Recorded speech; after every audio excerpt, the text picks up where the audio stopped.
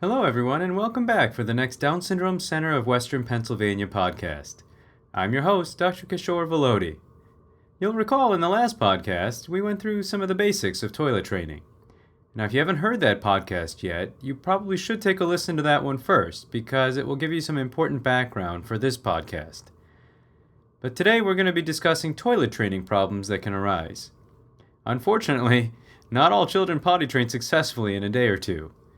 For many children, it takes ongoing effort and practice, as well as some potential behavioral challenges that may come up. After today's podcast, I hope that you will have some tools to address many of these issues. The first and most common problem in toilet training that any child can have is stool withholding behavior that leads to constipation. See, children can withhold stools far longer and more effectively than they can withhold urine. And as the stools are held longer in the colon, more water is extracted from the stool and it becomes harder. And then a harder stool becomes more painful to pass, which then makes the child want to hold the stool even more. And if the cycle is not prevented, it can become very significant. And in children with Down syndrome, their ability to distend their colon seems to be even greater than with other kids. So they deal with stool withholding behavior and constipation quite frequently during the toilet training process. You might notice that they seem to be straining, and often that straining, it's not to pass the stool, but actually to hold it in. And when they do eventually pass the stool, they could have several hard balls of stool that are passed maybe in a day, or maybe they might even have a very large toilet clogging kind of stool every few days. And both of these stooling patterns are indicative of constipation. And then, to make things even worse, constipation will actually compress the urinary bladder, and that makes it impossible for the children to even hold their urine effectively. So constipation can make it impossible to toilet train at all. And that's why we try our best to manage the constipation issues when we hear about them in clinic, because it can actually impact their toilet training at all. So for more information on constipation and its management, just listen to our previous podcast on this topic. However, I think it's important for us to touch on a few things here. The stools need to be especially soft and non-painful during the time of toilet training. The best way to do this is by introducing healthy dietary changes. Dietary fibers with increased water intake is the key. You can find these in fruits, vegetables, cereals, and other foods like that, and these are excellent ways of increasing the fiber and water intake. However, for many children with Down syndrome, dietary changes can be pretty difficult to do. And in those situations, a stool softener, like Miralax, can be very effective if used correctly. Okay, so the next issue to talk about is the child who refuses to sit on the toilet at all or for a long enough time. The first thing to be sure of is that the toilet seat is not too high or too wide for them. You see, the toilet can be a scary thing for a small child who might worry that they won't be able to get off by themselves, or that they might fall in and get flushed down that little hole in the bottom of the toilet.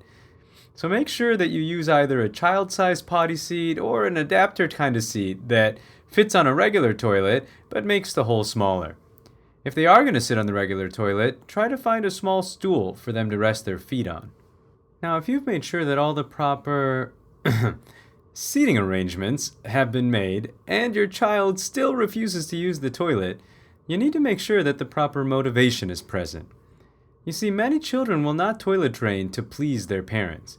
You might try by saying, "It'll make mommy so happy if you sit on the toilet. Won't you just do that for me?"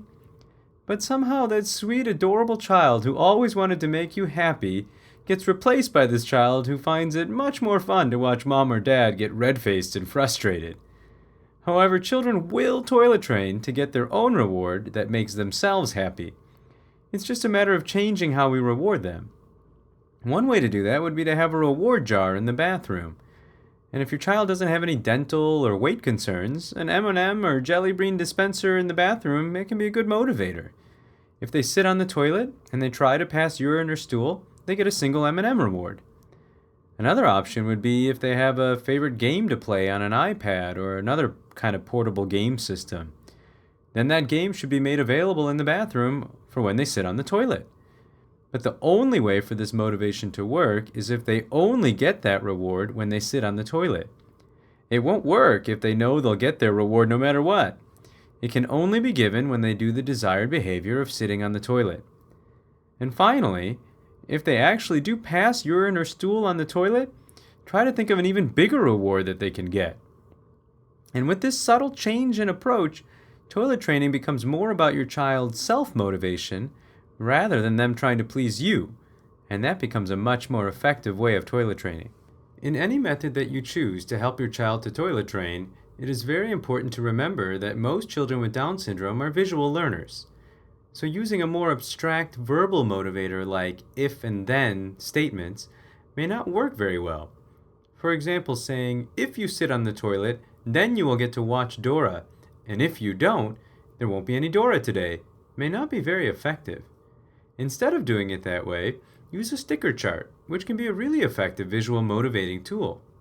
You start off by making 3 square boxes in a row on a blank piece of paper. And in the third box, you put a picture of what they like, maybe Dora in this situation. And you can do this by hand or use a word processor or a spreadsheet program. And then you can hang the paper up on the wall in the bathroom with some tape and have stickers available there as well. And every time they sit on the toilet, they get to put a sticker in one of the blank boxes. And when the third sticker is placed, it'll be placed on top of Dora, which will signify that they get to watch 5 minutes of a Dora episode. And you keep going with this method for a while. And once they seem to understand the concept, you can gradually add more blank boxes before they get to the reward. But once again, the key is that they do not get this prize unless they do the required behavior. At first, this behavior will be just to sit on the toilet. But after they get better at toilet training, it can be a sticker only for actually using the toilet. So this is a good time to talk about the next issue that can arise. Some children might sit on the toilet but just refuse to use it. Remember that stool withholding behaviors and constipation can sometimes present like this, and they might need a stool softener. It also might mean that they just need a little bit more motivation, so you can try using the sticker chart we were just talking about. But more often than we might think, there can even be a fear of releasing urine or stool into the toilet. They may not be able to verbalize it, but they might be scared that a part of them is going to be lost into some great watery abyss of the toilet. And overcoming this fear can take some imagination and creativity on your part. You could tell your child grand stories of the adventures that their stool will be going on. Maybe there's some kind of poopy party underneath the house, just waiting for your child's stool to come and join them. You could try putting a few drops of food coloring into the toilet water and have them guess what color the water will become after they use the toilet. For boys, you can make urinating more fun by putting some Cheerios in the toilet and having them aim for those floating objects. Just get those creative juices flowing and see what you come up with. Okay, well, another common issue that we hear about is that a child will not notify before they have to use the bathroom. They may say after they have already had an accident, but they don't seem to notify before they have to go.